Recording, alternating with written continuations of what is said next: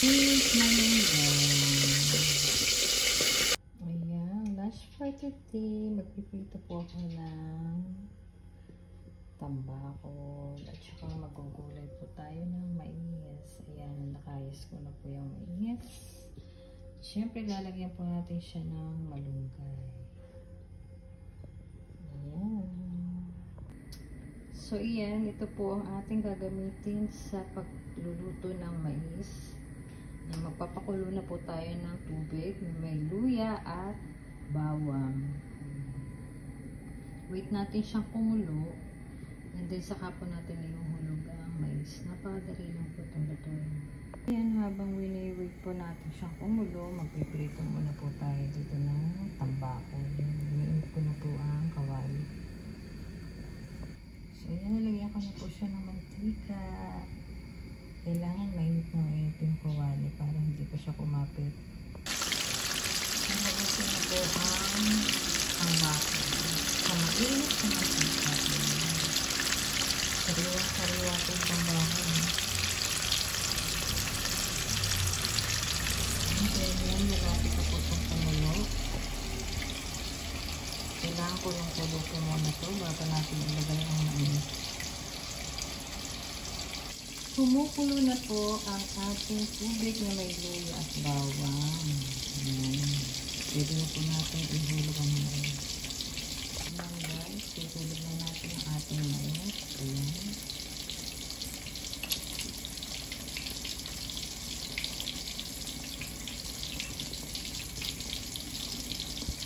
Sariwang-sariwa po yung mais na rin.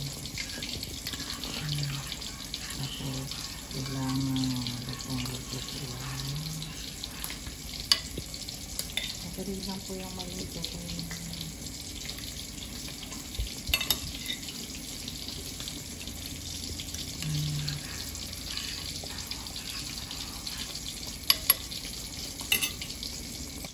Lagyan natin po natin siya ng kaunting asin.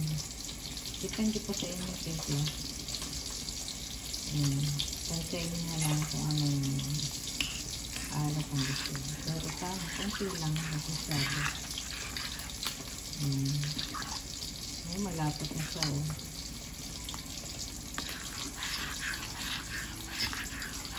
Ito po kalayin natin siya hanggang maluto ng mais. And then, inuulit po natin yung malunggay. Ito naman po yung ating tilapia, ang ating tambakol. So, yan. Malapit na din siya ibalik.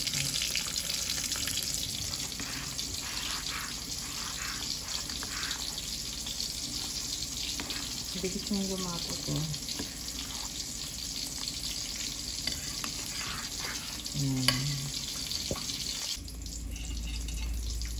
Bulak na din po tayo.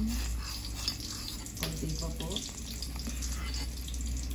Hanggang maluto po ang mais.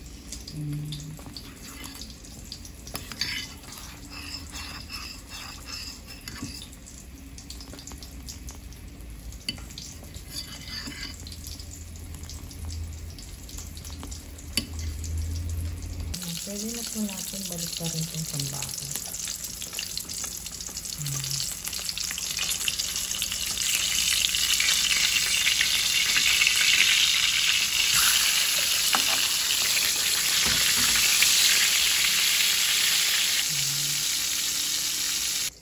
Pwede na po natin ihulog ang malunggay. Ayan.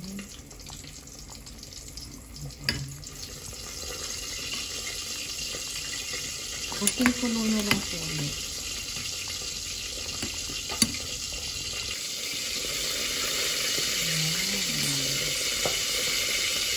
Ito na ang ating mais.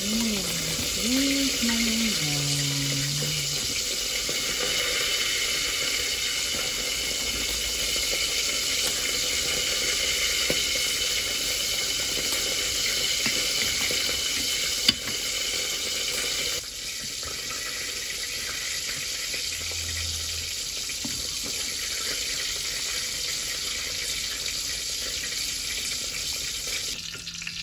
Ito na din sa ating tambakol.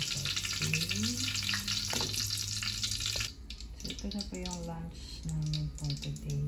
Tambakol with gulay na mais. Thanks for watching guys and have a nice day.